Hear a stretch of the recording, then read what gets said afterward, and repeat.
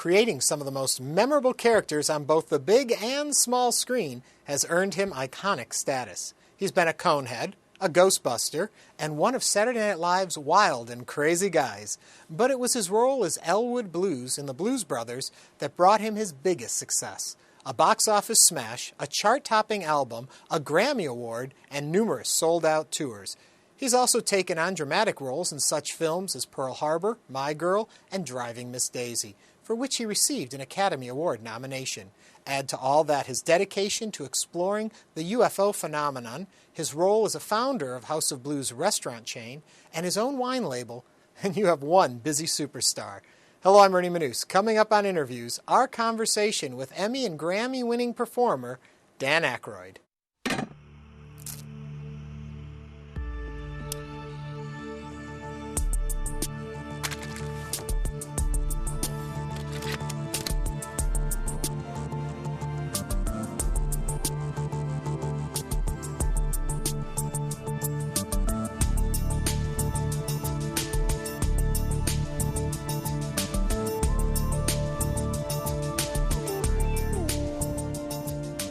Approach a comic role differently than a dramatic role? Well, comedy's a lot harder. It's so much harder than drama. Drama, you just have to be and take the direction of the director and be real and believe. And comedy, you've got to do all that, but then you have to kind of add a kind of an overdrive to it. It's kind of hard to define, but comedy, it's similar to the astronauts test when they take the ping pong ball and the red line in the tube and they have to keep the ball above the red line. You've got to reach a certain level of either antic behavior or some kind of something in the character that ramps it up. So I would say that you got to take whatever you're bringing to a dramatic role, the belief, the commitment, and then you got to stack on something else to make a comic performance work. So it's kind of a mix of both. How did the dramatic acting come out of your comedy? Well, in terms of what at each, you would assume that from your past that you would have stayed comedic in your performances, and yet you made the move into dramatic quite successfully, even with an Academy Award nomination. I think if you look at every comedian, every great comedian, they start as dramatic actors, even though you might not think they would. Look at Tom Hanks. He started in comedy, but then, of course, became a dramatic actor because he was always a dramatic actor. John Candy, Jackie Gleason, Steve Martin, Bill Murray. If you look at some of their dramatic performances, now they all started as comedians, but they had that facility to act and to believe in them already. So I think that you can't be a good comic without being a capable dramatic actor. Yeah. I mean, if you look at all of the great stars, all of them, know how to act. They don't just deliver stand-up. They really know how to believe and play a scene. I heard, though, that when you were a child, you were going to be a priest. Up until about 17, that was the direction. Well, I said I was going to be a priest to get into the Catholic high school my parents wanted me to get into. But, the interview went, they said, well, Dan, he's going to ask you if you want to be a priest. We want to get you in this school because, first of all, it's less money and it's a better education than the public school. So you know what to say, huh?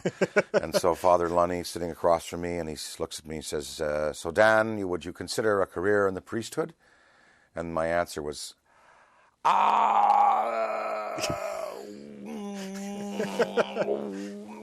yeah, sure. So it was, okay. So, but I had 4 years in the seminary, all boys, and, it was a good education, but then after 4 years, they wrote a letter to my parents saying, we do not feel he is suitable for the priesthood, and they basically asked me to leave the school, and I was happy to do so. During that time, did you know performing was where you wanted to go? Not really. I did a lot of it. I mean, I had a comedy partner, and we performed in high school plays, and I was stage manager, and the next high school that I went to, I was taken under the wing of a gentleman named Brady Long. He was one of my teachers, and he basically in 12 and 13 put us in some great plays. We did Murder in the Cathedral, we did Carnival, we did musicals, dramatic stuff. We did reviews and plays and sketches. And what was nice about this high school, the one I finished up in, was it had a proscenium and Shakespearean style, Avon style stage where you had the proscenium, but then you had all these other doors and ramps coming up like Stratford, so it was just made for performing. And it was just a beautiful theater to work in. And I didn't know where I was headed. I was, went into university, studied criminology, deviant psych, abnormal psych, corrections, and I was probably headed down towards a, career in government at that time, law enforcement. When you talk about the theater, there seems such passion there. Do you ever want to do theater? No, I did. I did Second City, which was cabaret. Right. I love seeing Broadway performers like Patti LuPone. We were speaking about. I love seeing Broadway plays. I admire them so much. But honestly, for me to take 6-7 months out of my time, I just couldn't do it. I just don't have the time to do it. It requires being there every night, and my lifestyle is peripatetic, and I can't be pinned down to one place. Yeah. But I do admire theatrical actors, and I just love watching them. How did Second City come into your life?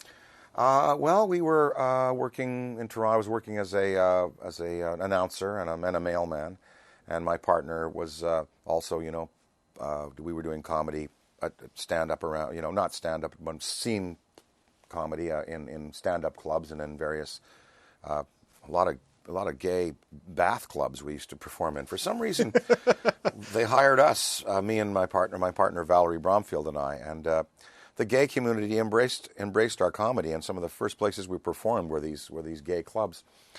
And we heard that Second City was coming to town, the famous originator of Alan Arkin and Shelley Berman and Nichols and May. We just loved listening to all their records and everything. So when they came to Toronto, we went and auditioned, and the first company that went into audition was myself, Valerie, John Candy, and Gilda Radner. And, but nothing came of any of you, right? Well, it worked out pretty well. So we did the standard Second City audition, which is 5 characters and 5 voices and 5 walks in 5 minutes. You did a character a minute with a different walk, a different voice, different intent, a different want, all that. And basically, we just. They were on their way to the airport, the two, Joyce Sloan and Bernie Solins. We had to basically stop them and say, please look at our stuff. And we have 10 minutes kind of thing. And we kind of wedged our way in there, and they hired us. And we went on to do several years there in Toronto, building the Second City franchise for Toronto, and it's still there. Yeah. And Gene Levy joined the cast, Catherine O'Hara eventually. Our teachers were Brian Murray, Bill's brother, and Joe Flaherty, who, of course, from SCTV, right. Guy Caballero, the station owner. Joe was a great teacher and of course, a wonderful performer. After that, the move to Saturday Night Live. How did that come about then? Well, I had known Lorne before. In fact, in the second last year of college, I worked with him on a summer special. He was, he'd heard some recommendation, and we'd gone into audition for him, and he said, well, I'm doing this summer special, and, why don't you come on as a writer and performer? So Valerie and I did that. My partner, Valerie, at the time, we had a 2-man act, as I said. And so I knew Lorne from before, and in 72, I drove to Tijuana, and came back up through L.A., and he was working on the Lily Tomlin specials and on Laugh-In at that time. And he had a room at the Chateau Marmont, and I stayed in his room overnight on my way back to Canada, and he said he had this great idea to do the Colgate Comedy Hour again, a live, real live before a real live audience, just like they did in the 50s. I said, that sounds great, give me a call. So when he came to put it together, he called me to come in and audition, and I went through a series of auditions, and I worked hard to get it, because it was not a lock by any means. It was, he wasn't sure who he was going to hire, so we went through the audition process and went on to do, wonderful things. It was hard work, but it was fun. When you think back on that conversation, any idea that it would be as big as it became? Did you buy into it initially? Well, I wasn't sure whether he could get people to do it, because it seemed so far-fetched to do a live, in the age of Laugh-In and live-to-tape comedies and sitcoms, and how could you pull off a live show in a studio? And then when he said, well, I've made a deal with the network not to do a pilot.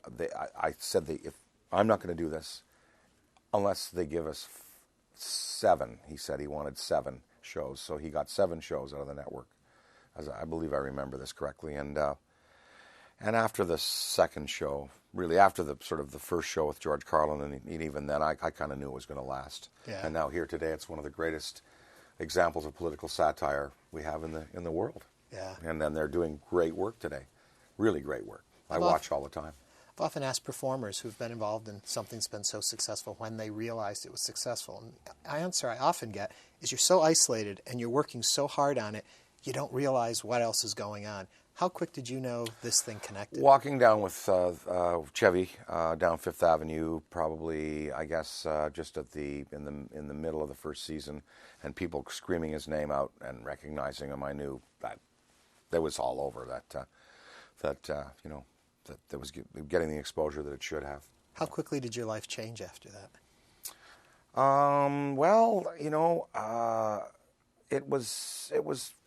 It didn't really change because we started the show in the fall, and we completely were absorbed in it all the way through till May.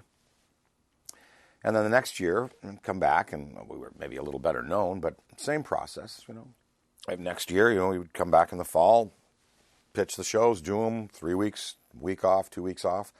So for the 4 years, really, it was pretty routine, and there was some recognition, in the off season, but it didn't really change my life. It was much like working at Second City. You worked during the week and you performed, and you had the part of the weekend off, and then you went back to work the next week. It really wasn't until we started to do the Blues Brothers record and that things really started to change for us. Yeah. At what point do the Blues Brothers go from being an act on Saturday Night Live to being something really real? And I guess it was real from the start, though. Well, the Blues Brothers originated in 1972 in Toronto, before SNL. Oh, really? Yeah. We had the act already when we went to New York. In fact, Willie Nelson was our first backup band. Good place to start. Oh, yeah, he was great. But you also did it in the original version in bee costumes, right? The very first outing? No. The first outing was in the suits at the Lone Star Cafe with Willie Nelson backing us up. On the show, the first appearance was as bees, but we had done it at clubs all around New York for about several months before we went on the show. Yeah. When the record hit, that was when things started to change. For you, was it a serious musical undertaking initially, or was it just an homage to something you loved? It was an homage to something we loved, but it became serious when Otis Redding's guitar players joined the band. And there'd be no Blues Brothers if it weren't for Steve Cropper and Duck Dunn. They were the stamp of approval from the industry, and they realized, well, John and I maybe not be the best dancers or vocalists or musicians, but certainly we had a reverence and a love for the music. So that went a long way to having them join us, and once they were on, we became a real act after that, a real legitimate musical. Right. Grammy act. Nomination, little things like that. Yeah, 3 million records. Just amazing. You mentioned John Belushi, and so much has been written about him now, and so many stories have been told. What was it like for you and him in your relationship? Well, I had 8 years with him, and we fell in love the first time we met in Toronto, and came up with the Blues Brothers that very night that we met. He was a very literate man, very smart, knew a lot about theater, film, the history of film, the history of theater. He was very well read, loved novels, loved scientific treatises and that. And never did I think that, that after he passed, that we would have what we have today, which is a house of blues in 12 cities across North America, keeping his legacy and his music alive. And it's fun. It's kind of like I guess being in a law firm with a deceased partner. You carry on the legacy and the vision, and that's what we've done here with House of Blues. And helps keep him alive for you? Oh, I think about him every time I come into one of these places, and I wish that he was here to enjoy it with me. Yeah. And he would have loved it. He would have ruled the roost here. Now, House of Blues you mentioned, and as I understand it, in 2007 it sold to Live Nation, but you're still involved with it. They've retained me as a founding consultant, and you know, I'm the main cheerleader. You know, get them open, and I bring the band and bring the media awareness necessary to kick them off. But once they're kicked off, man, they just work. People love having them wherever they are. And Houston is going to be a great House of Blues because it's got the big showroom, big volume club, and we were able to build it from scratch, which was what we really like to do. We don't like to have to adapt to buildings. We've had to do that sometimes, but our preference is to come in and build it out with the developer totally to our specs. So Yeah. This is perfect here. We have everything we need. When you came into House of Blues originally, was it just as a money partner, or was it something you really had a passion for developing? Oh, I just thought it would be great to have places to hang out in Vegas and Chicago and, you know, wherever else we put them. There was a club in Chicago, in Old Town? We had the original blues bar there, yeah, right across from Second City, in behind an old house out there, yeah. Yeah. And then from this now, there's wine. Yeah, well, the wine, you know, I've been selling a lot of wine at House of Blues, but now I do a line of wines in Canada based out of the Niagara region, and they're quite successful. Yeah. We build nice big fat reds and really nice whites, but we put high value into the bottle, but we don't charge. You know, we try to keep the costs down so people have a good, reasonably priced table wine. I don't like to overpay for wine, and I don't want people to overpay for mine. Yeah. Yeah. Okay, now, question everyone always wants to know, and when I said I was going to do this interview, everyone wanted to know, Ghostbusters 3. I'm sure you've been asked a bazillion times about it. Where does that sit? Is there really any such project? We have 2 writers hired by Sony right now writing it, and all I can say... So there really is one? Yeah, yeah. Okay. But, you know, nothing's a reality until we see what their draft looks like and what they come up with. Yeah. So nothing's going to happen unless we come up with a draft that works and that they, you know, Harold and I have to like it, and obviously Ivan has to like it, and Billy's got to like it. So, but I liked, you know, I liked the concept that they told me, and the story concept seems okay, and we'll see what happens. Of your body of film work, what are your favorites?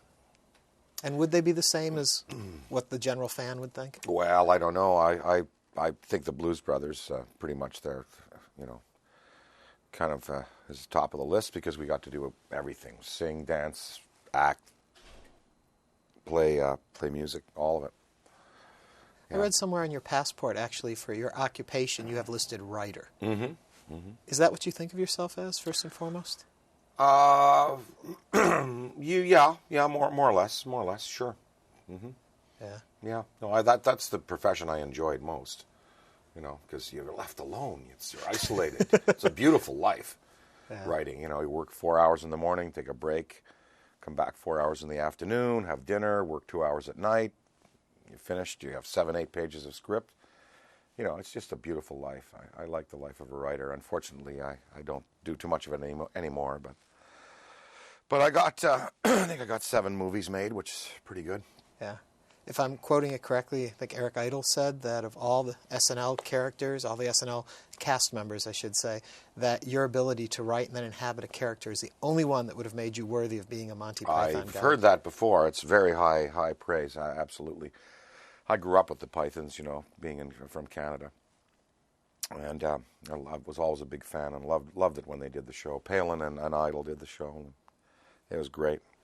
Did you approach the characters you created on Saturday Night Live differently than you do when you're doing a film role? When you were doing a comedic film role, do you develop the character the same way? Well, pretty much commit. You know, I at Second City and SNL, I would start with a prop, a pair of glasses. You know, the Peter Sellers approach: a wig, a pair of glasses, a funny walk, weird clothes, whatever, and then sort of fill the character in. You know, because it kind of gives you something tangible to grasp onto. But no, I would say every character I played, even if it was an extra, I believe I'm there, man. I believe I'm that character. I become that character. Any actor, you know, worth his salt. That's what they do. They become the character. They're not themselves anymore. They're who they're supposed to be playing. And no matter who I was playing on SNL, I believed I was there. Yeah. You know, kind of psychotically so sometimes. If somebody Googles your name, almost inevitably what will come up is your name and UFO. And there's a lot of connection with you and the paranormal. When you say UFO for you, are we talking about beings from another planet, or are we talking about just things in the air we don't know what they are? We're talking about beings from other dimensions, beings from other planets, other star systems, and also objects that we don't know what they are. But I think identified alien craft would be a better term because, you know, some of the video that's been coming out now today, and some of the video that, well, for instance, the NASA footage from the Space Shuttle 75. You know, that's clearly there's something out there that's not toilet ice on the windshield. You know, yeah. And yeah, my mother saw a UFO in 1950, and so there was always a family interest there. Yeah, my mom, same thing. Did she really? Yes. Wow. Yes. Yeah. She'll still talk about it. Oh yeah, no, and you know, you anybody who's seen, you know, you can't convince them otherwise. They know what they saw, and so I think we just have to accept and get beyond the fact that they exist. And where do we take it? Where do we go with it? Well, we go to better mankind and to better humanity, and that's what John Mack was doing, the famous Harvard psychiatrist who wrote the book Abducted, or Abduction rather. And he said, let's accept their existence, and what are they trying to tell us? And at the end of his life, unfortunately, he was killed by a drunk driver in London about 2 years ago, but he was starting to work on a documentary about these kids in Zambia who went out during recess, and they saw these beautiful orbs come down and stop, and these beautiful beings come out, and the teachers were all having lunch, and they only appeared to the kids, and they said, you know, you've got to take care of this planet, the trees, the bugs. And the kids all came back in, and they were all talking and yammering and jabbering about the same thing, and the teachers separated them, and they all said the same thing. These beings said, you're the custodians of the planet. If we don't have trees, bugs, air, water, you know, you'll destroy yourselves if you destroy this beautiful earth. So there's a lesson there, I think. That, and one of the other ones was a woman who I came across in an abduction seminar. There were about 400 abductees in the room at the Fifth Avenue Medical Institute in New York. John Mack was lecturing, and my wife and I went down there. And one woman was a, you know, classic materialistic Massachusetts, rich, you know, waspy, wealthy, just country club life. And she said after her encounter, she threw away the material world, and she's now one of the leading conservationists and environmentalists in the state. So she completely had a transformation. Yeah. So it's about transformation, I think, and that's where we have to go with it. Okay, my one question then left about that area is, why don't they just come down during the Super Bowl? Why don't they just make their presence known? Well, they do. They come down. They've landed in Russia in front of hundreds of people. They've landed and contacted, you know, members of the military. They've flown rings around airliners. They are here. They are coming. Yeah. And they've appeared in mass in India. They've appeared in mass in France, Tinley Park, Illinois. They glide over the summer barbecues. That's a big, huge.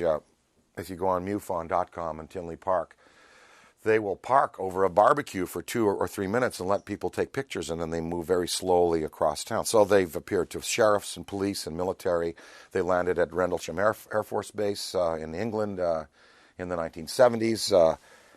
And, you know, I just think that they're afraid that we may attack them if they come in a public forum that way. And we do have the weapons to deal with them, you know. So why do we still not believe, so many of us? Well, I think it's a matter of being anchored in reality. We have got so much going on in our own lives that we have to deal with, just feeding our families, keeping a roof over our head, that you really have to have the luxury of time to contemplate these things, first of all. And, you know, a skeptical view is good. People are, you know, naturally skeptical of something that defies a mechanical and technical reality so vividly. You know, how can these things fly 5,000 miles an hour, stop, turn in 2 seconds, go back the other way? You know, the gun cameras on the Belgian F-15, you know, showed this thing. And the general says, well, here's my plane, and here's this thing accelerating past me, and all of a sudden it's doing 2,500 miles an hour faster than I'm going. You know, it's hard to accept. But I like a skeptical view because the skeptics will determine who's hoaxing and is it a weather thing? Is it the skeptics will sort out the chaff from the wheat. Yeah. So now you've done all of this in your career, from films and music. What do you still want to do? Are there stones left unturned? Well, I'd like to bring House of Blues to Europe. I'd like to bring it to Berlin and Paris and London. Yeah. Yeah. Mm-hmm. Do you think that they will embrace? I think so. I think Berlin especially because it's kind of the crossroads of Central Europe. So you would get everybody from, the Eastern and the Western, in a confluence there. And they love American music. They love blues music and rock and roll. And I think it would just fly like a bat, Yeah. Any more Blues Brothers albums for you?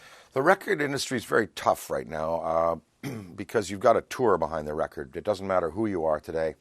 You can put out a record, you can do it on the web, you can file share, but ultimately you've got to go out on tour. And that degree of road, I'm afraid I am not ready to undertake anymore. I did a lot of road, and now I'm, getting to the point where I want to have a little more fun in life and have a little more time to myself. Well, we will give you a little more time right now. Thank you, Dan sir. Aykroyd, a pleasure. Thank you so nice much. Nice to meet you.